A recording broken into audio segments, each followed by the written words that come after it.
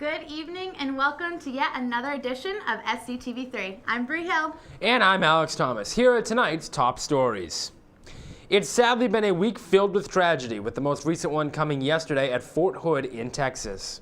Iraq war veteran Ivan Antonio Lopez opened fire on the military base. He killed 3 people, wounded 16, and then fatally shot himself. The 34-year-old had been assigned to the base earlier this year as a truck driver. Lopez, a native of Puerto Rico, was said to be very angry and distraught over the deaths of both his mother and grandfather recently, according to a Fox News report. The report also said he was battling mental illness. Our thoughts and prayers are with the victims of the families at this very difficult time.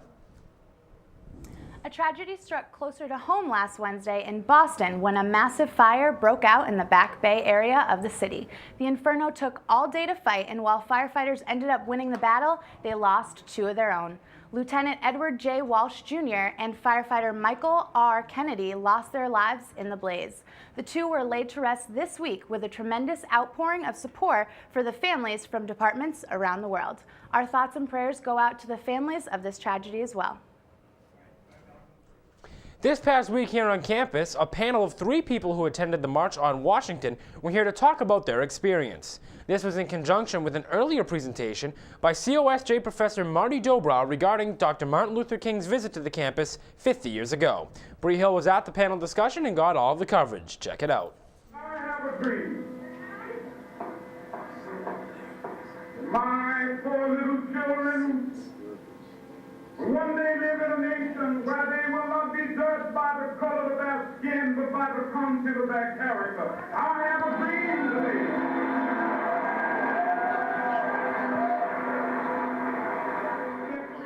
I would say probably 1,000 yards from where Martin Luther King was going to speak. And we were on the left-hand side, and we could see him up there. And Mahalia Jackson, she was a gospel singer, and she sang. And everyone who was anybody was there. Everybody that you could see had a smile. Their hearts were full.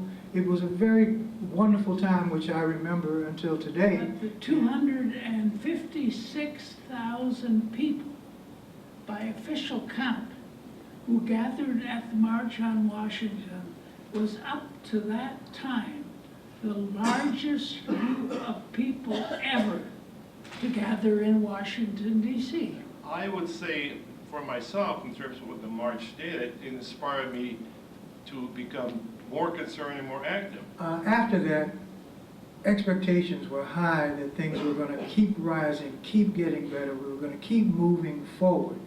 And I'm sorry to say that although many things that needed to be changed have been, we still have an awful lot of work to do and a far piece yet to go. Because it was people of all races, all conditions, and who were brought together for a variety of reasons.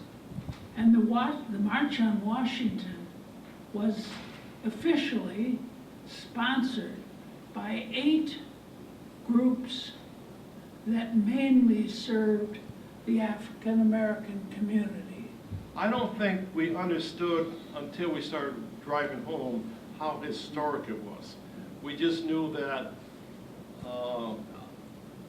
there was no riot, there was no police, and it was just a real festive occasion, and we felt very proud that we had gone. I thought this was a magical event at Springfield College tonight, an opportunity to get eyewitness accounts to a monumental day in American history, the March on Washington, one of the most essential moments, really, I think, in the whole American narrative. We brought back 3 members of the Springfield College community who were all there on that day, August 28, 1963. Those included Barry Brooks from the class of 1964, who grew up in segregated Washington, D.C., lives up in Amherst, where he's been a lifelong educator. Dan Smith from the class of 1960, who has that remarkable lineage in that his father was born into slavery in Virginia in 1862. Dan grew up in a small town, Winstead, Connecticut, where he was the only African-American student at his high school, has done a life full of human service and social work, lots of good things, good programs, anti-poverty programs for the government. And Bob Parsonage, who was the chaplain here for 10 years from 1963 to 1973, and was a real giant and remains a giant in the fight for equality. He became a college president himself. Just incredibly admirable people. I thought it was really a magical night. And speaking of some Springfield College history, last week's episode of Inside the Pride focused on Kelly Pennington, a senior on the women's swimming team with a pair of national titles. Kelly is only the 4th female in Springfield College history to win multiple national championships. Here's last week's episode of Inside the Pride with more on Kelly Pennington.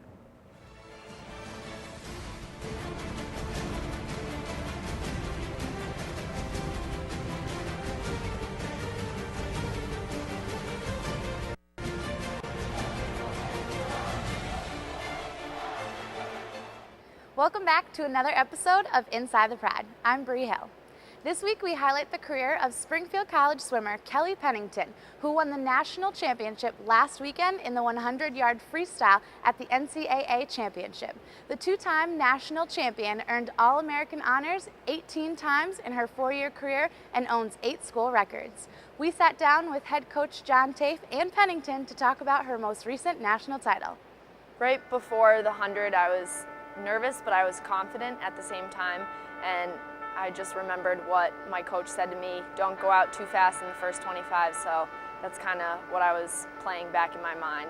I got about halfway through what I had planned to say, and she said, don't make me cry. And I said, okay, and she went her way and I went mine, but we did talk about the race a little bit, and a few things, a few strategic things, and for the most part, she followed them to a T, and it worked out well. Definitely feel like I've grown as a swimmer here at Springfield through 4 years of, hard work and dedication, and just a lot more practice than I was used to in the past. When I first came to Springfield, I just was getting into swimming as a full year sport before I did cross country and track, so I didn't really know what to expect. I figured I would get a lot better, but I definitely didn't imagine getting as good as I did. She's had a great career here, and not just within our conference, but nationally. She's just she developed a sense of knowing what she needed to do in that environment, and seeing her finish an event that has been kind of her baby for the last 4 years. That to see her put her best swim of her life together in her last individual swim was, I think, very satisfying for her, and I was very, very happy for her. When I first looked up at the board, I was ecstatic, to say the least. Definitely standing on the podium is a great feeling in general, but to be number 1 was one of the best feelings, especially because it was my last race. Not to mention there was 2 other national champions in that race, so it was definitely a great accomplishment to go against such good people and still win. Have someone of that ability definitely helps the other members of the team realize what they may be capable of. I think that when we go there with Kelly, and we had 3 freshmen and 3 sophomores there, is that the torch is kind of... Bogdanovsky, a bit of an upset there, finishes second at 49.66. Third was Larson from Embry. Fourth was Yarish from Kenyon. Fifth was Klein. Sixth goes to Pelock. 7th goes to Kane, and 8th goes to Turnus. When I went into the 100, Champion. I wasn't expecting to win. I just wanted to go a best time, and I just wanted to have a fun last race, but it was more than I could have imagined, so I was happy. Kelly Pennington with a time of 49.4. I personally define my success as just getting better in my own times. I don't really care about winning because there's always going to be somebody better than you. You can't really compare yourself to other people. I just compare myself to my past performances, and if I get better, then that just means that I was doing something right along the way. For many people, it was just about making it there, and we've, I think, been able to change that a little bit, is that no one gets there because by a fluke. You get there because you've earned it and because you're good enough, and you're as good as anybody out there. I want to thank my coaches, all the assistant coaches. They put in so much time and effort, and then the head coaches, John and Pete, they've just, you know, they're really good at their job. They make it fun to come to practice. Teammates, it's always a good time, and then of course your parents, but it's a lot of individual hard work, so I feel like the support system makes it easier for you to come in and work hard every single day. So. That's it for this week's episode of Inside the Pride. As always, follow Springfield College Athletics on Twitter for the latest scores and updates. Thanks for watching. I'm Bri Hill. Roll Pride.